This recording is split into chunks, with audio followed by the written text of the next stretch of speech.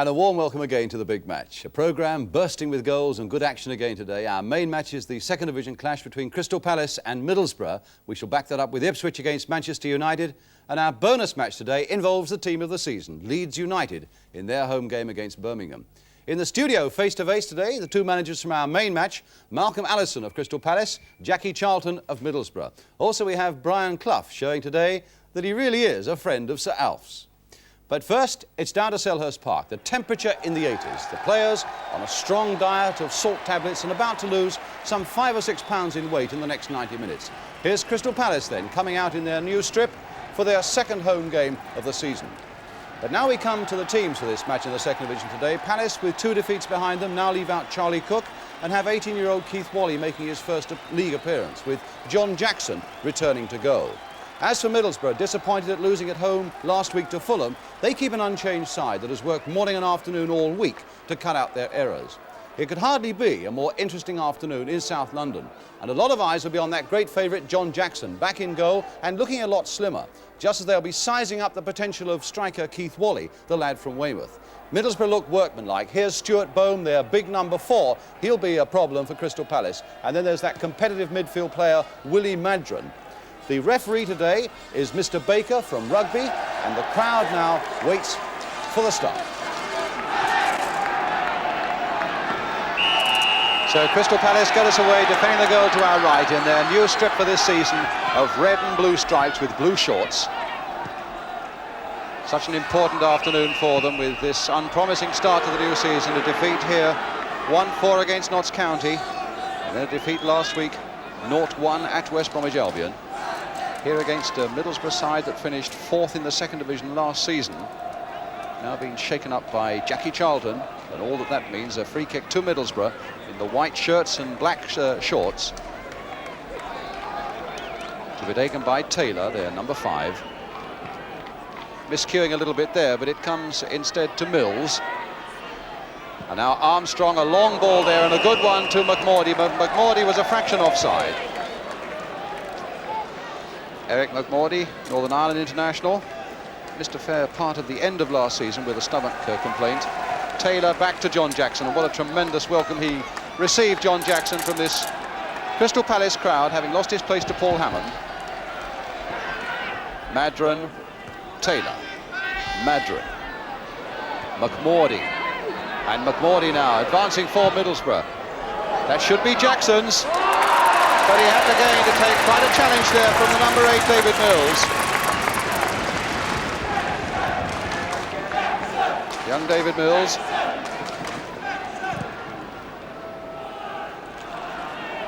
Taylor's header, Madron's header, and Roffey's. Now Posse. And Wally getting past and playing on, says the referee, and that's a sign already. A good point in the referee's favour, that he seems to be wanting for this game to flow as much as possible. And there's a very good ball that sends Middlesbrough on their way again, and this must be a great chance past Jackson, and it's there by Hickton. And Middlesbrough go into the lead. A beautiful through ball that left Hickton in the clear, and as long as his pace was there, he always had the chance of beating Jackson. Well, that was a terrible setback there for Crystal Palace, really caught wide open in defence. And Hickton, the top scorer last season for Middlesbrough, with 15, putting them into the lead with 9 minutes gone.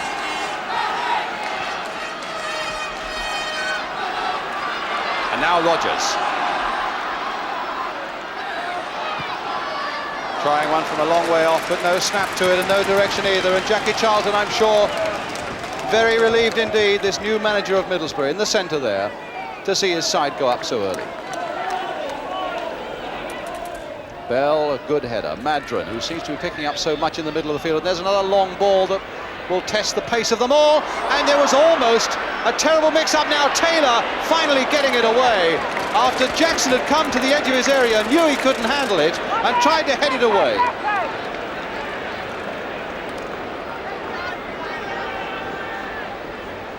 Another good break there, and across this time by Armstrong.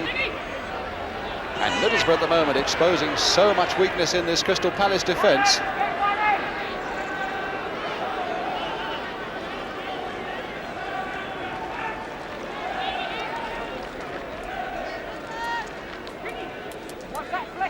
A long throw over the head of Bell.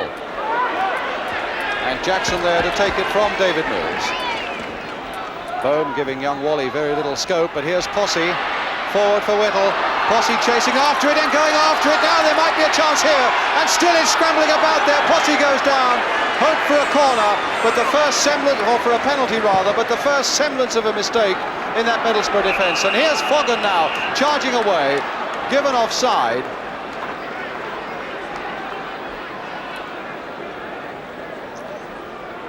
Either given offside or maybe there was a push, but in fact the free kick's given to Middlesbrough. Pity that the referee on that occasion, who has done so well with the advantage so far, didn't play advantage in that occasion. Cannon lifting himself, but it'll fall again this time for Mills, and a tremendous shot against that Crystal Palace crossbar from Mills. And again these long through balls exposing a certain amount of indecision in this Crystal Palace defence. And these white shirts of Middlesbrough pouncing on every half chance. A really tremendous shot there by Mills. Towards Whittle. Whittle taking quite a clobbering in the back from Taylor, and a free kick given to Crystal Palace.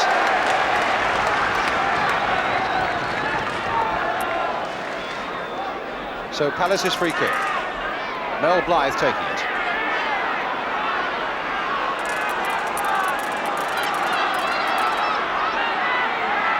Rodgers is lined up behind it, so it might be Rodgers. Blythe over it, Rodgers hitting it and hitting it well, but a fraction too high. From Don Rodgers, playing in the middle of the field this season. Certainly Palace can use some of the goals that he scored in the First Division last season at this moment.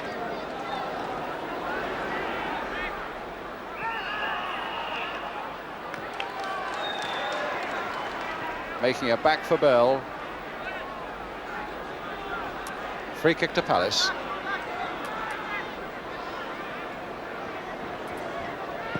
Bobby Bell with it. Chatterton's going in there, but Madron got the header. Foggen really didn't get it away. Blythe looking for somebody who might be of assistance. And Rodgers trying to get Taylor away. Back this time, Chatterton chipping it on. And another and a good save. That time from Wally again. A bit more like it by Palace.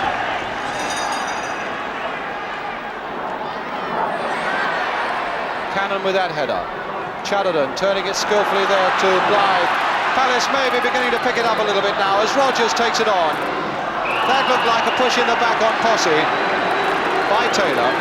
Free kick again to Palace.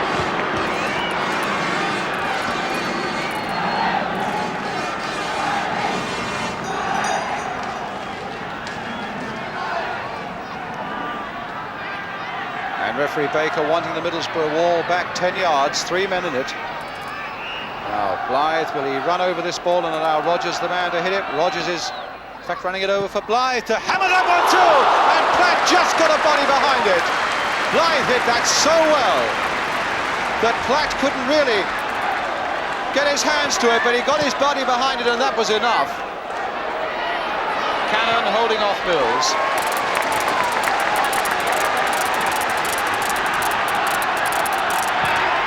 While it's given the crowd a little bit of hope as well. They're so desperate for a bit of a success here from Crystal Palace. Rodgers a little too high for Wally, and it'll come to him again. And this time an easier one for Platt to handle.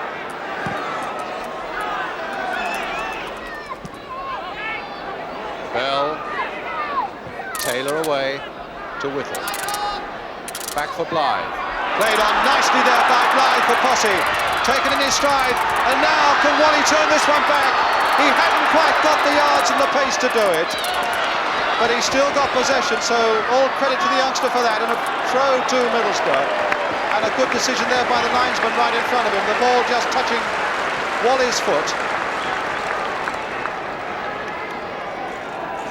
But a lovely ball by Blythe that sent Posse on his way, and the most positive looking move that Palace have made all afternoon. Boom. Cannon's header, nicely placed there to Chatterton. Beautiful pass there by Chatterton to Posse. Now Palace again picking it up. Roffey. Played first time to quicken up the pace again. That's a fair-looking ball, but Taylor was doing a good job for Middlesbrough. There's a shot by Blythe again. The Black was very happy indeed to bundle away. So the confidence now coming back to Crystal Palace, but they're still this goal down. Hickton's header. Roffey back to Jackson.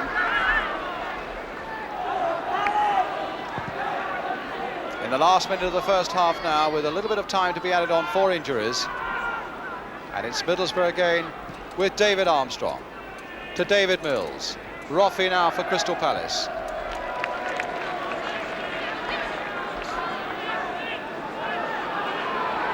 Blythe. Oh, bad ball there by Blythe, straight to McMordy, and now to Craggs, back this time for Stuart Bone. Hickton.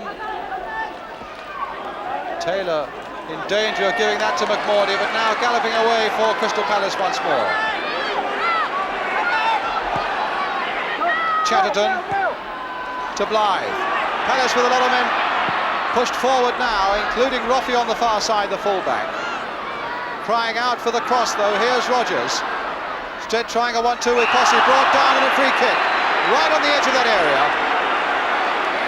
And it's always seemed likely, I must say, that Taylor was going to do that sort of thing. In fact, Taylor being booked. He snapped once or twice behind and Whittle from behind. He's had a go at Posse once or twice, so I'm sure that it's probably the cumulative effect of those tackles and not just that single one that has caused referee Baker to put the Middlesbrough number 5's name, Brian Taylor, in the book. Well, it gives Crystal Palace an opportunity right on half-time to pull back this Middlesbrough one-goal lead. Don Rogers entrusted with a kick. Chipped too high. Disappointment there from Don Rogers as the pack comes out again from that Middlesbrough penalty area.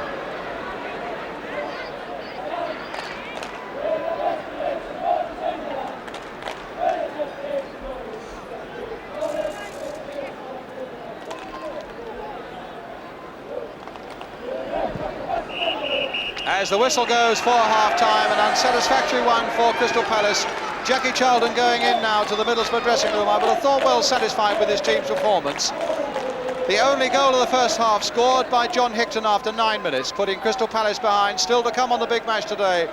A sight of this Super League side against Birmingham City, and plenty more beside, with Brian Clough, Malcolm Allison and Jackie Charlton. The half-time score here at Selhurst Park reads Crystal Palace 0, Middlesbrough 1. We'll bring you the second half in a couple of minutes.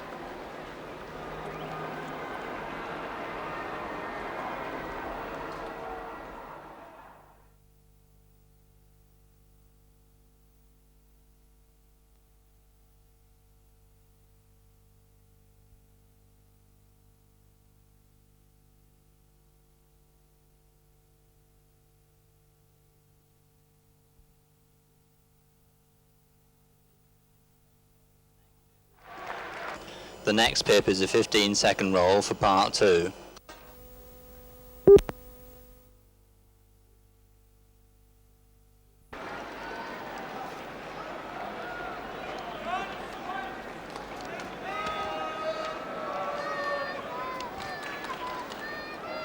Welcome back then for the second half. Malcolm Allison in the shirt sleeves on the right, a man at the moment with problems, as Middlesbrough kick off defending the goal now to our right. That one goal up, scored by John Hickton after 9 minutes.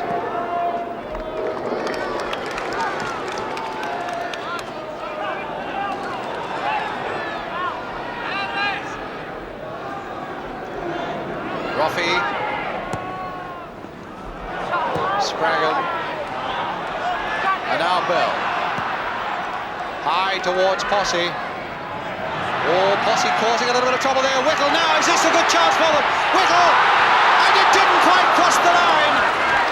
It did not cross the line, and the linesman was beautifully placed there. That looked odds on Whittle getting the equaliser. And Roffey turning it across again. This time Willie Madron calmly getting it away to Armstrong. That really was a great chance for Palace, and they didn't take it. Some good reactions in that Middlesbrough goal, though, by Jim Platt. Bohm, a good header. Spraggan having a quick look round to see who was close at hand, and nobody was.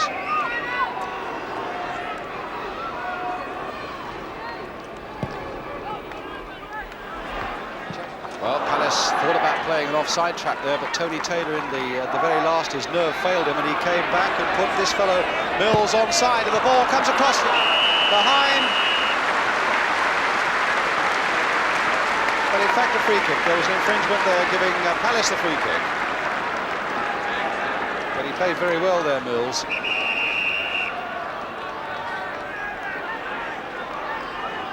Goal kick not taken from, in fact, not going outside the penalty area, has to be taken again. Roffey.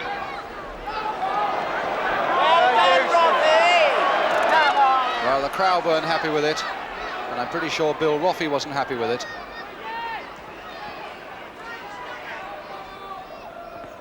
Bell getting in first. Rogers. So few glimpses of Rogers this afternoon. Whittle. Played nicely there for Wally. Now, what can Wally do? Hit it first time, and a good save by Platt. Well, the fellow showed a lot of skill there. Sized up all the opportunities and then tried to curl one just inside the post. Taking on all comers, and there are 4 of them there, and they beat him by sheer weight of numbers and find Don Rogers. You get the feeling that if Palace could get a goal, then they might get another one to go with it. Their confidence is rising all the time now, but they won't with a pass like that, which had really no chance at all of getting through to Wally. There's a nice little pass there by Armstrong, and Palace a long time covering up as Mills goes through. And they were very lucky indeed, Palace there. That glanced off Jackson's body as Mills went through, just behind for the corner. But they allowed him so much time. It looked as though they were going to let him go through and have a shot with as much time as he wanted. David Mills, his big Taylor up again.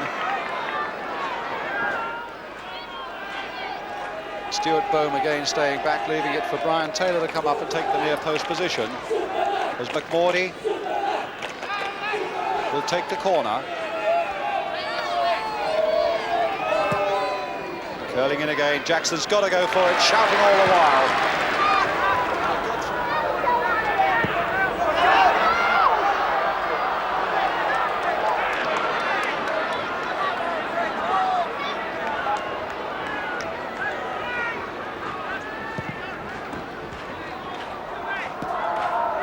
Blythe. And Taylor away. Blythe again. Played for Roffey. Good piece of shadowing here by Armstrong, though, not letting Roffey get away. Mel Blythe. That's not a bad cross either. But Craig's no goal! Well, that'll do it.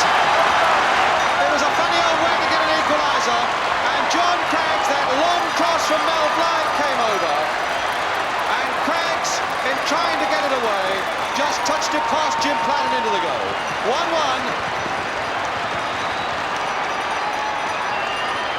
Well, Palace have fought hard for an equaliser. They could scarcely have thought they were going to get it that way. So the Middlesbrough defence that have made so few mistakes all afternoon make the biggest one of all. Well, that might lift Palace a little.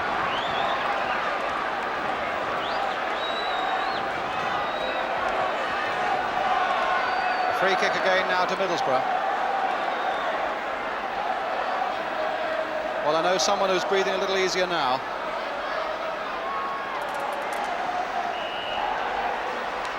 So Craigs with the free kick, the man who gave away the goal. The little cross there as Madron goes in, and Bohm wasn't very far away from getting an open shot at goal. And Middlesbrough get a corner, and Jackie Charlton's heart beginning to beat a little faster now.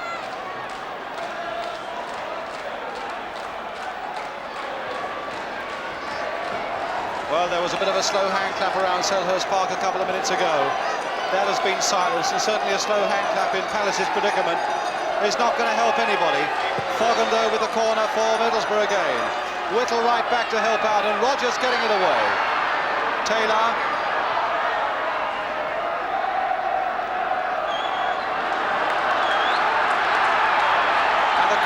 now beginning to get behind this Palace side. Foss's header. Wally. Roffey. Blythe. And Wally couldn't quite get up to it. Taylor getting it away. A jump there by Cannon. And another one by Chatterton. Fogan to McMordy. Hickton is onside, put onside by Cannon on this side of the field. And now Hickton on his way again. Taylor coming back, and a great goal! Beautifully played there, and scored by Mills. Mills, the scorer, putting Palace behind again. Well, they gave Hickton so much room down that right that they really paid for it. Hickton kept his head well, and Mills was beautifully on the spot. 2-1 to Middlesbrough.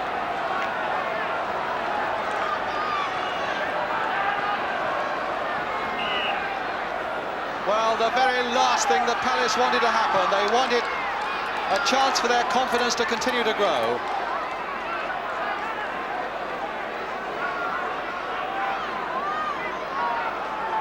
But certainly is some superb play there by Hickton, who kept his head so well, and Mills, who really came diving in.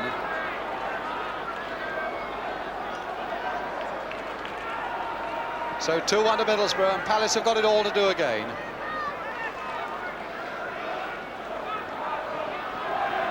Well, it really was some lovely play by Hickton, although he must have welcomed the open space that Palace allowed him.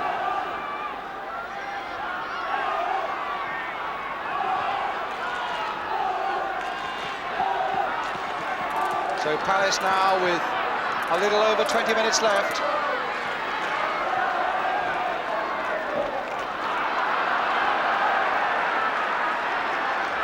And a goal kick.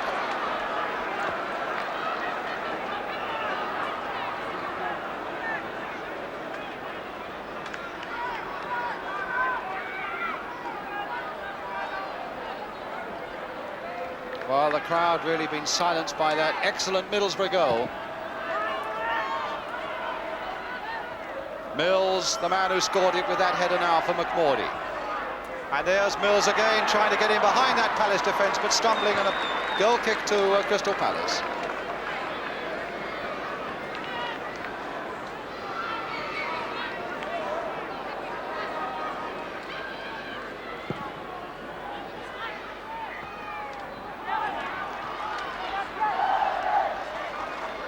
Chatterton.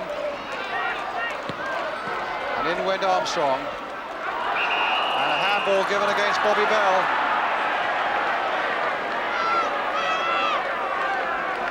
So another free kick to Middlesbrough.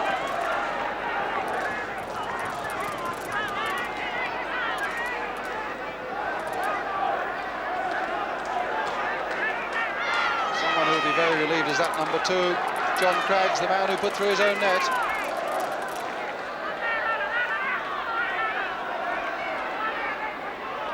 So the Palace wall with 4 men in it. Craggs playing it for Mills, hit across that goal, and this could be number 3. Fogan is there, Jackson is all over the place, and it's Taylor who puts it in. And now Palace are really in the most terrible trouble. They really exposed themselves with that free kick. And Fogan, after Jackson had only half stopped it, turns it into the path of Taylor, and that makes it 3-1.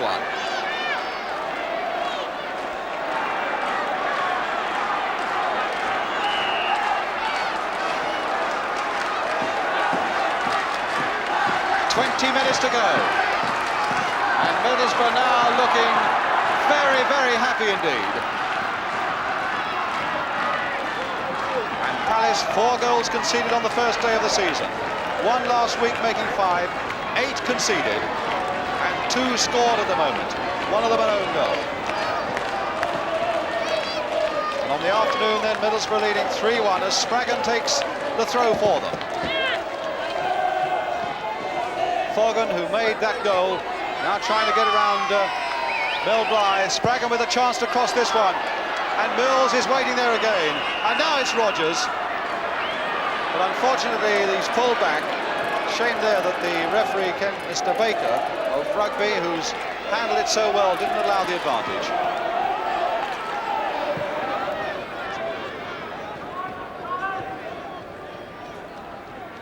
Whittle, Wally and Chatterton. Bill Roffey. Whittle. Comes to Roffey. Posse going in for this one, and Platt was there before him though, and Fogg on the overhead, but only as far as Cannon. Palace now with everybody forward. Cannon included. Oh yes! Now whether that was Cannon's or whether that too was a deflection off Fogg is hard to say, but the goal counts. The Palace players are saying, well done, Jim Cannon, and I think we've got to give him credit for it. Certainly Cannon's cross shot, eluding that Middlesbrough defence, maybe the tiniest deflection, but into the corner, 2-3.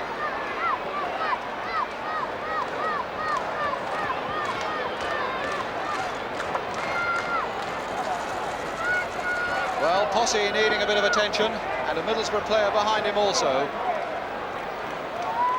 So Tony Taylor and Alan Whittle scheming things now with a little over 10 minutes left. Can Palace yet save it? Well, Taylor's all right. And we are now left with a fraction over 10 minutes, with Palace having pulled back to 2-3.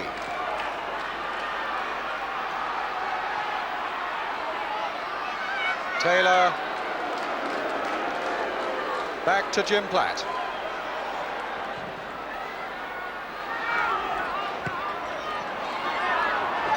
Roffey again, going straight through Spraggan. Little lucky to find the ball again, but now Armstrong. On for Hickton, now is this number 4 for Middlesbrough. Still with Hickton, and in goes Bell. And if Hickton had but known that the ball was a fraction behind him, no penalty, although the Middlesbrough man fell. And Palace really have got to make every possible chance count now, and that was one that was wasted.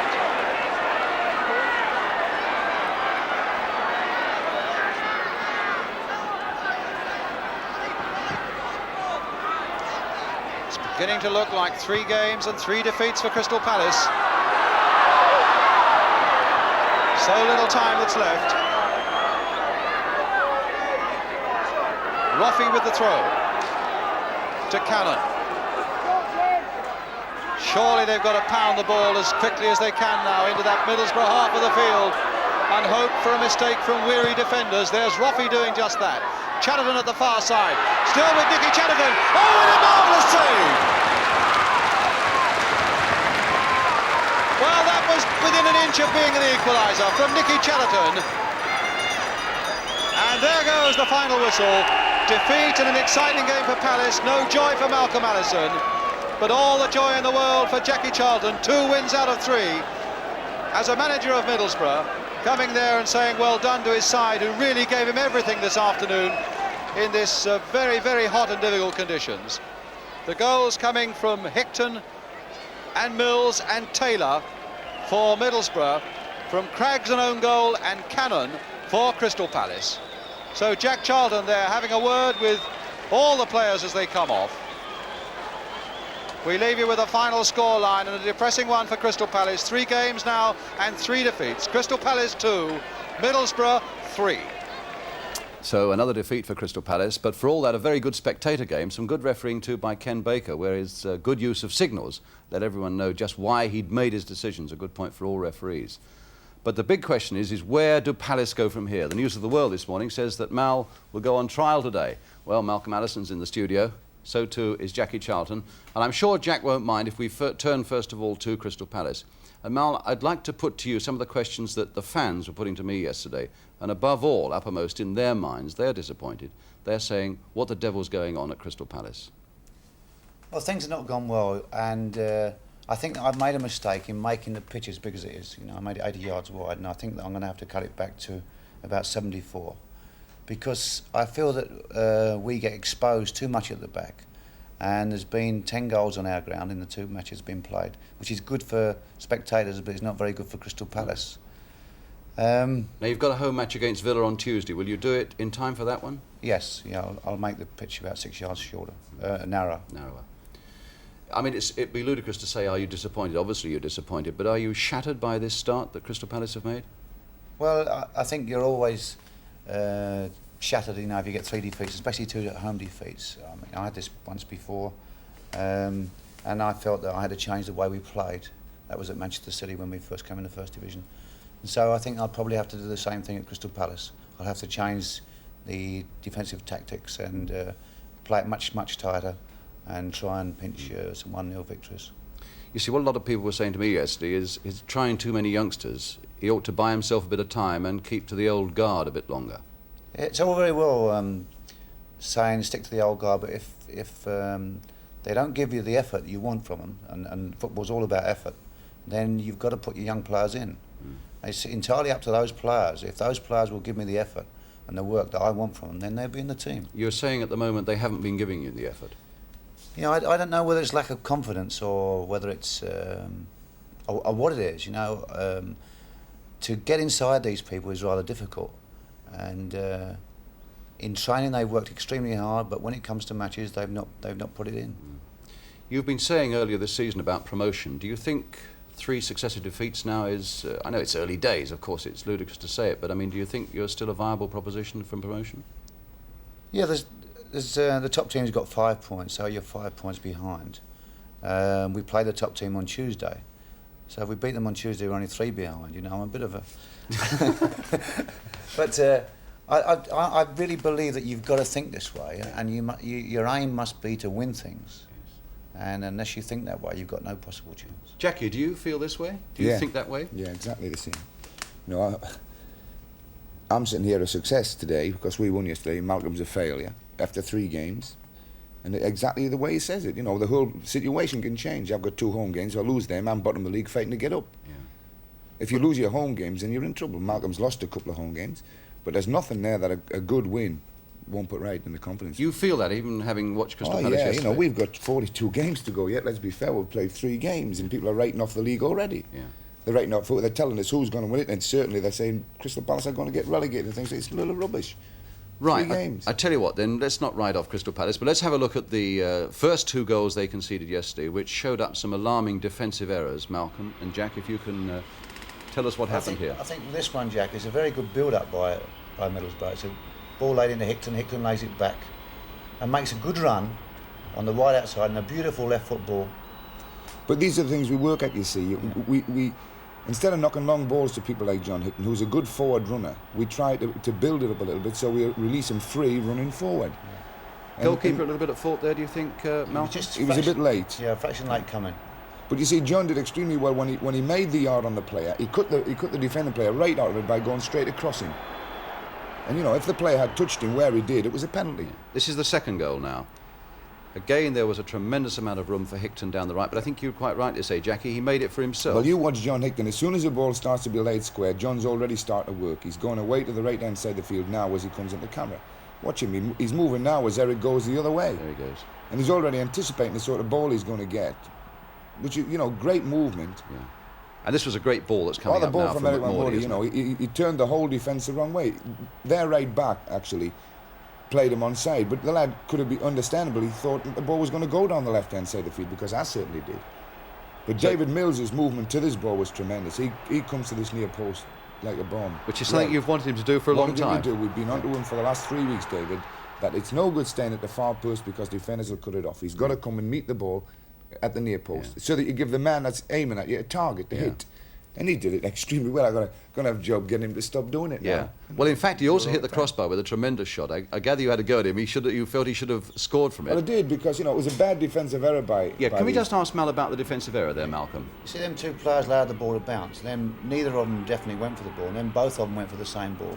Freeing this forward, David Mills by himself. And David comes in and has a shot which is the top of the crossbar. This is very, very bad defensive play, because if one defender does something positive, then the other one can work off him. He knows what to do. When 2 defenders there are not positive, neither of them knows what's going to happen. You see, and whereas Jim Cannon should have gone straight onto the ball there, Bobby Boyle would have known exactly to come off and covered him. Yeah. But because both of them never went for the ball and allowed it to bounce, it's a very, very bad defensive error. They gave John Hickman an opportunity to get a header in. Yeah. Well, if the fella had met the ball, he would never have got anywhere near the ball, John. But you also gave away 2 bad goals, Jack. The second of them I know made you particularly sick. I thought the second was a bad goal, watching from the side. But when I see it on the television, it wasn't a bad goal. The ball's headed, punched away by Jim Platt, and then he goes back on his net. I thought Jim was concentrating on the 2 lads that were lying injured because I think one of them got knocked out. But in fact, Jim was watching everything. But when the fella hit the ball... Now look how many players it goes by. Goes by 3 players, who all try and stop the ball. 2, 3. And I don't think there's any way that Jim Platt could have seen the ball. And he was doing the right thing. And, you know, I had a go with him after the game. There was no way that was going to be a goal, was there? It was a goal all the way. You know, those are the comic situations, but they happen. Yeah. Well, Malcolm said it's a funny old game. Let's hope that there's a bit of fun returning to Crystal Palace very soon, Malcolm. I'm sure there will be. And I'm sure Jack hopes there will be as well. I do. Because we don't want to see Mal in too much problems. Jack, nice to see you down here as a winner as well. Thank you very much, both of you, for coming in today as well. Well, time for some more action now, and it's of course particular interest to Jackie because it's his old club, Leeds United, and their home match yesterday against Birmingham City. Leeds are in the white strip. The pictures come from Yorkshire Television. The commentator, Keith Macklin.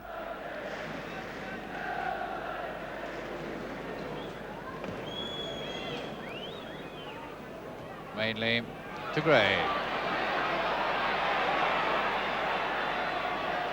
To Lorimer, may hit one from there. A goal! Oh! A typical Lorimer effort.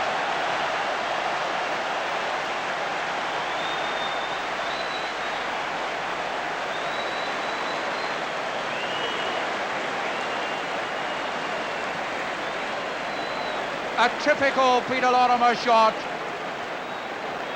Reaney and Lorimer both on the right, but it's straight through by McQueen to Bremner. Now Reaney really takes the weight off Lorimer, Reaney. Giles to Lorimer. High kicking by Pendry.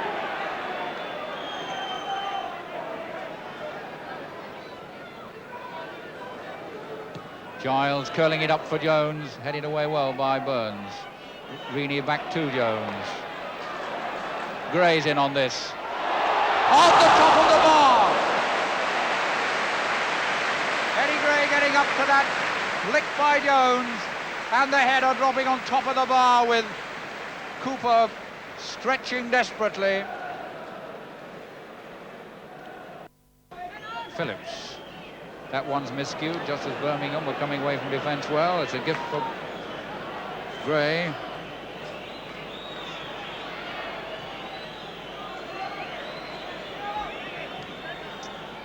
Jones running. Down he goes. Penalty. Mr. Capey having no doubt at all. Burns the offender. Jones the man brought down. And a penalty. Mr. Capey didn't waste any time. As Jones went down, Burns going across to talk to the referee, which might not be the wisest thing to do. He's explaining what happened. Malcolm Page telling Burns not to argue, it won't do him any good. Ray Martin also giving the wise counsel of the experienced player. And Lorimer, who's already scored. Cooper is the goalkeeper who has to get in the way. And there's the man with the most blistering shot in football. He's already hit one past Cooper from 30 yards. This one is from merely 12. Place.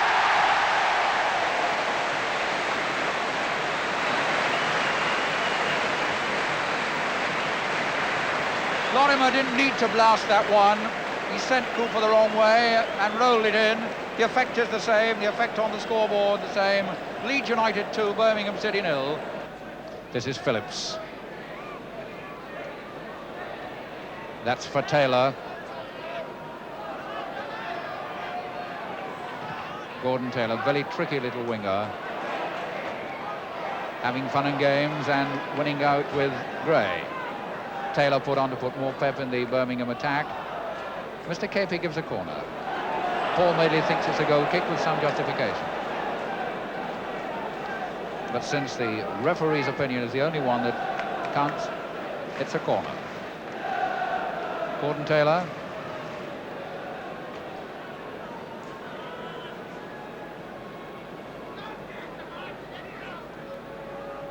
former Bolton Wanderers winger. Roger Hind has gone onto the goal line. That was the head of McQueen getting that away. Page. Taylor. Gray, and Gray's not got his own. He's got Lorimer and Jones in support. Lorimer is onside for his hat-trick, is it? Yes!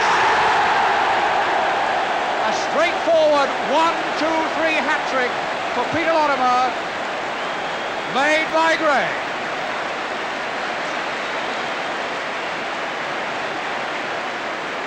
It all began with a slip by the Birmingham defence on the halfway line, which let Gray through. There was no cover. Lorimer stayed onside and put it past Cooper. So a hat-trick for Peter Lorimer. Well, Jack, that must have done your heart good to see that. But can I just ask you in a couple of sentences, not so much about Leeds' form, which we admire, but the honest way that they're playing this season? Yeah, they turned the other cheek. They're great. I went to see them last Wednesday, and they don't get involved anymore. They don't shout at referees or argue. When he gives a decision, they accept it and do you turn think and that's walk something away. that they had to do? Oh, yeah, you know, we... See, Leeds is a total involvement club, and everybody likes to think that they're working for everyone else. And especially Alan Clark, you know, he likes to try and protect other people. And Alan's always been a fella that as soon as a decision was given anywhere in the park, he'd dash to it and have a comment. And this was bad because we had nothing to do with him many times. But other players also did this. They all got involved with each other.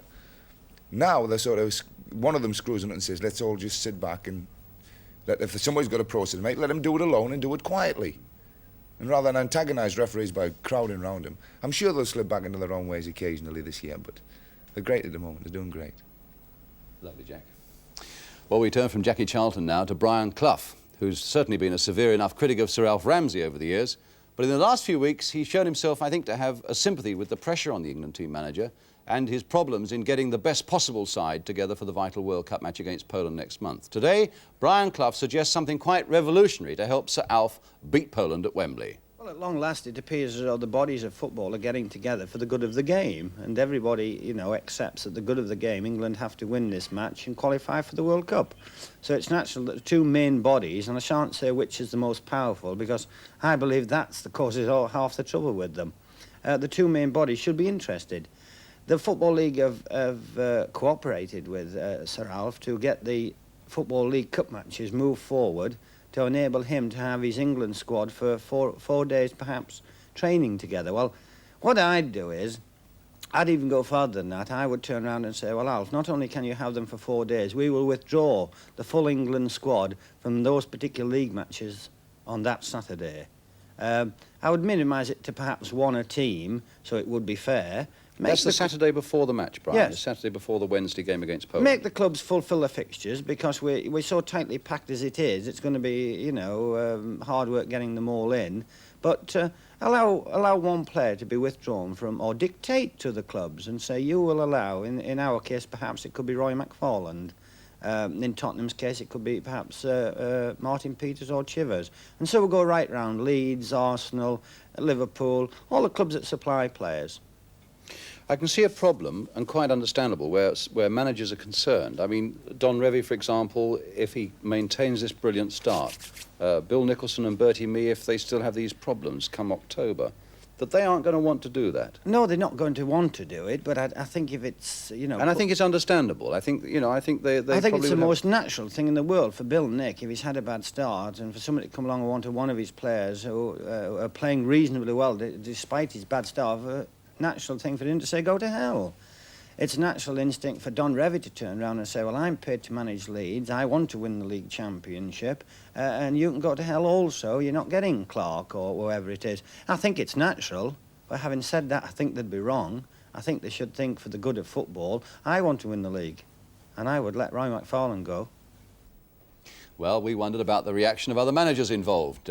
All agreed that Brian's idea might help, but all felt that the authorities should go still further. Don Revie of Leeds suggested that matches involving England players on the previous Saturday should be postponed. It would be wrong to punish clubs by resting a key England player. Jimmy Bloomfield of Leicester, Peter Shilton's club, agreed and said that by postponing games you cut out any risk of England players getting injured. Laurie McMenemy, already doing a good job at Southampton, Mick Shannon's club, said that it might be a problem for the clubs to drop a star if they already had a long injury list, and postponement of fixtures would be the answer. Ron Greenwood of West Ham felt that it was unfair to managers to ask them to make this sort of decision. It's up to the Football League to work out a postponement schedule. And Bertie Mee of Arsenal was another who agreed with his fellow managers, but like Ron Greenwood said that it was a matter for the hierarchy. And I suppose everyone will say that it can't be done because of so many other interests. The fans want to see their clubs on Saturdays. There's a pools consideration. Maybe we should also consider the health of English football as well. That's important. And just as important that we make the same provisions, I think, for Wales and for Scotland when they have their vital World Cup qualifying games coming along. Let me turn to Jackie Charlton. Jack, what do you feel about Brian Clough's view or the other managers' view? I agree with all the other managers, especially Rebbe. I think the postponement's the only way. You can't have one player. They might need 3 from me, they might need 4. Yeah. Well, so much for Jack. Malcolm?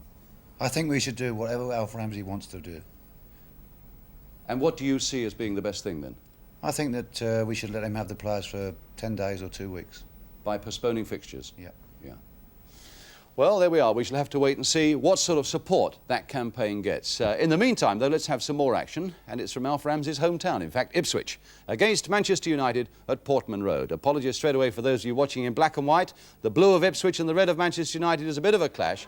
Ipswich are in the slightly darker shirts. The pictures come from Anglia. Jerry Harrison is the commentator. Again, past Buchan. Buchan still with him, though.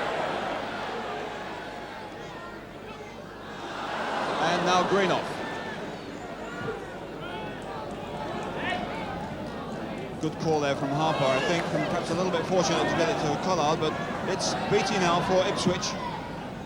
Through the middle, it's a good one to Lambert. It's a lovely one.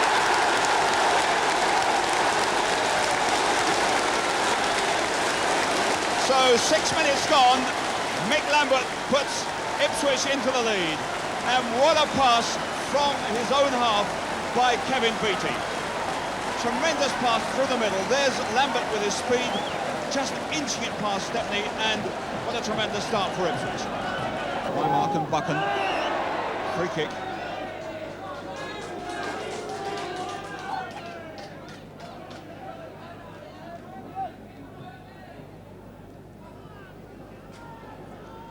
Three minutes before half-time, the players are going to need this break to recover from this heat. Mills with a kick. Up goes Greenoff and Johnson. Oh, it's there!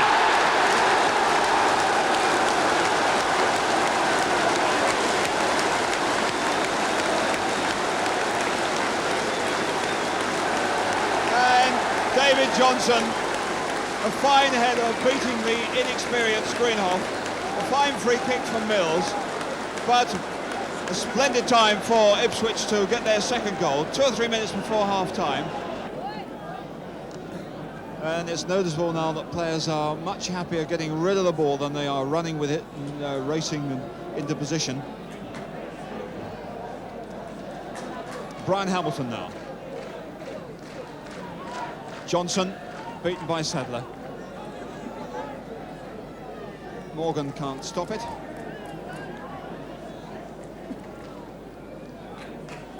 David Johnson down the left wing.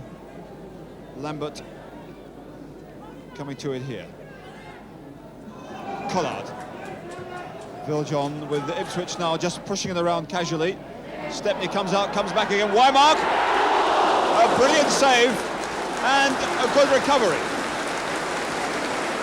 Fine header by Trevor Wymark.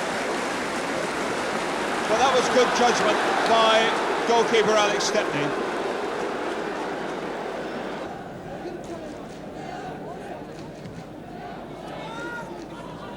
Morgan down to Anderson. Morgan again. Akari, good recovery by Beattie though. Now it's Graham. Sammy McElroy. Morgan's up in the centre forward position. Beattie getting in on Anderson and hitting Anderson before he got the ball, and it's a free kick. And Mr. Hill speaking to Beattie there.